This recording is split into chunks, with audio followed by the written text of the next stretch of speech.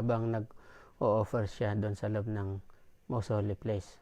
Pero ito naman po, pag yung high priest po ay lumabas sa most holy place na buhay, lalabas din siya sa holy place at iprepresent niya ang kanyang sarili sa congregation, yung naghihintay ng mga tao sa labas.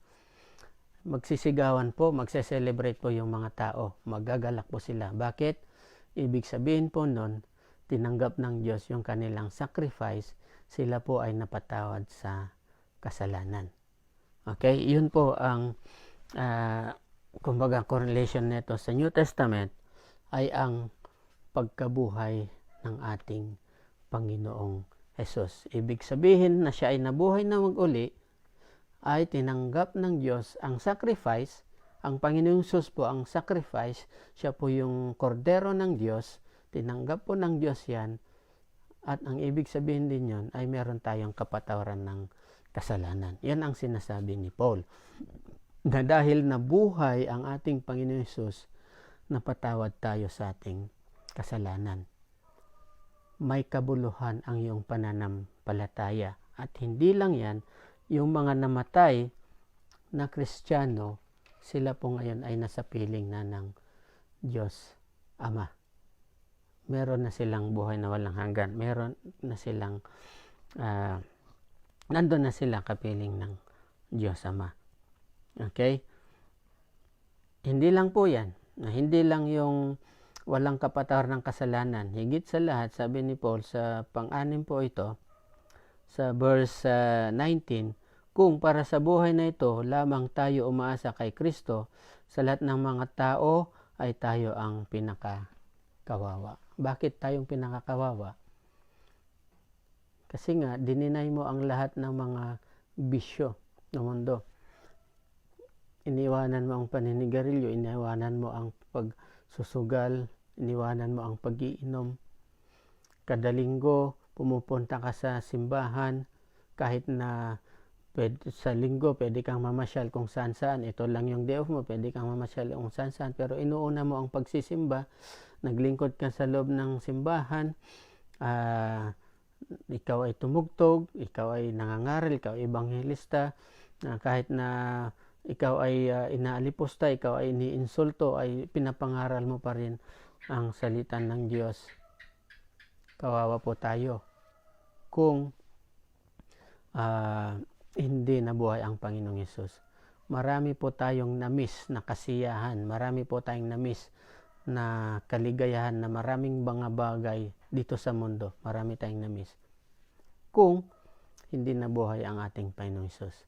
Pero verse 21, verse 22, verse 20, sabi niya, subalit, sa verse 20, subalit ngayon, si Kristo ay binuhay muli sa mga patay, na siya rin ang unang bunga ng mga namatay. First fruit.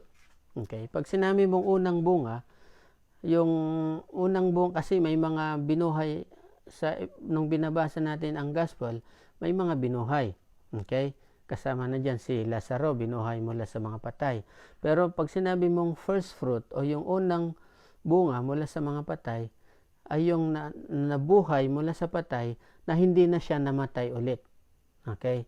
Ibig sabihin, nabuhay siya at nagkaroon na siya ng glorified body. Siya yung nauna. Ang Panginoon Jesus ang nauna, at ang sino mang sumampalataya sa Kanya ay siya yung mga susunod na mga mabubuhay at magkakaroon din ng buhay na walang hanggan. So ito yung kahalagahan ng pagkabuhay na muli. Totoo pong may pagkabuhay na muli.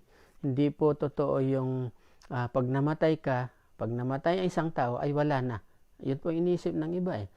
So, akala nila ay kailangan tatakas, kaya yung iba nagpapakamatay. Kasi sabi nila pag namatay na ay wala na. Matatakasan na yung hirap dito sa mundong ito.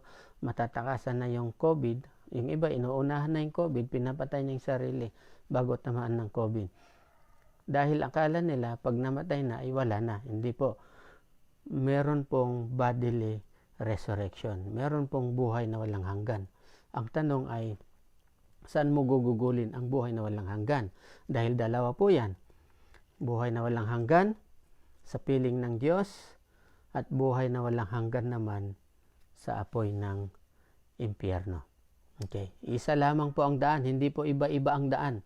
Wag po tayong maniwala sa sinasabi na iba na pare-pareho lang yan.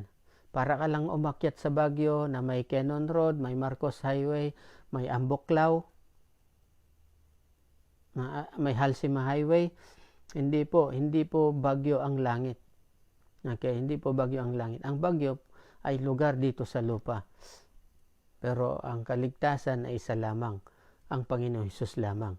At ang tanging paraan dyan ay yung maniwala po tayo sa Ebanghelyo, yung mabuting balita na si Jesus ay namatay sa iyong mga kasalanan, sa ating mga kasalanan. Siya ay inilibing, pero siya ay nabuhay muli sa ikatlong araw. Okay? So ikaw na nakikinig ngayon, kung naniwala ka po lahat ng ito, kung tinanggap mo ang lahat ng ito, pagpatuloy mo yan. Panindigan mo yan, mamuhay ka bilang Kristiyano at huwag mong sayangin yung biyaya na ibinigay ng Diyos sa iyo. Ibuhay mo yan, anuman yung nangyayari sa ating paligid, anuman yung iba't ibang, nakakaranas ka man ng iba't ibang uri ng pagsubok sa buhay mo ngayon. Panindigan mo yan sapagkat ang naghihintay naman sa iyo, ang naghihintay sa atin ay buhay na walang hanggan sa piling ng Diyos. Pero kung ikaw ay nakikinig ngayon, undecided ka pa, iniisip mo pa kung, andali, magbo-born again ba ako? Tatanggipin ko ba si Jesus? O hindi. Pero sumasama ka na sa pagsisimba, nakikinig ka na, nagbabasa ka ng Bible, pero hindi mo pa tinatanggap ang mabuting balita. Ito na yung tamang panahon, kapatid. Total, nasa Holy Week pa rin po tayo at nasa week pa rin pa tayo ng pagre-reflect sa ating mga buhay na nawa ginawa po natin. Okay? Ito na yung tamang panahon. Magdesisyon ka. Ngayon, ang araw ng kaligtasan. Baka bukas ay huli na. Kaya, kung nanonood ka ngayon, nakikinig ka ngayon, undecided ka pa, magdesisyon ka na ngayon.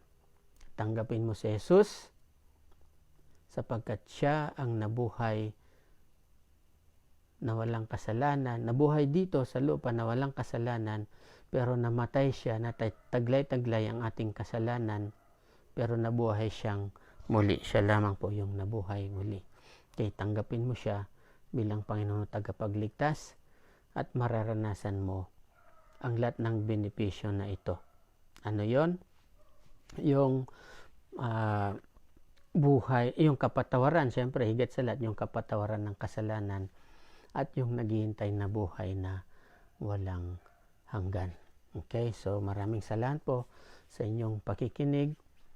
Tayo po ay manalangin. Ama, salamat sa biyaya mo. By your grace, we have been saved. Dahil din sa paniniwala na pananalig namin sa mabuting balita ay nagkaroon kami ng kaligtasan. Dalayan ko, Ama, ang bawat isang nakikinig, sa bawat mananampalataya na nakikinig sa oras na ito. Nawa po, bigyan mo po ang bawat isa ng katatagan, paninindigan na huwag na pong lalayo pa, huwag na pong alis pa sa kanilang paniniwala, sa kanilang pananalig sa iyo, Panginoon Hesus. Sumampalataya sila at nawa sumampalataya na po sila habang buhay hanggang sa iyong muling pagbabalik. At kung may nakikinig man na hindi pa nananampalataya, Panginoon, hipuin mo po siya na ngayon pa lang ay tanggapin ka na niya bilang Panginoon at tagapagligtas. Salamat po, Ama, sa buhay na walang kanaalok mo sa pamagitan ng aming Panginoong Hesukristo. Salamat, Panginoong Hesus, sa ginawa mong sakripisyo doon sa krus ng Kalbaryo, na dahil dyan ay meron kaming buhay na walang hanggan. Salamat, Holy Spirit, na siyang ikaw nagko-comfort sa amin, nagbibigay ng nagpapatatag ng aming pananampalataya upang sa ganon namumuhay kami dito sa mundong ito, harapin namin ang iba't ibang uri ng pagsubok, nagiging matatag kami dahil sa iyo, Banal na Espiritu Santo. Salamat sa iyo, Ama, ang lahat ng papuri at pasasalamat in Jesus' name. Amen. So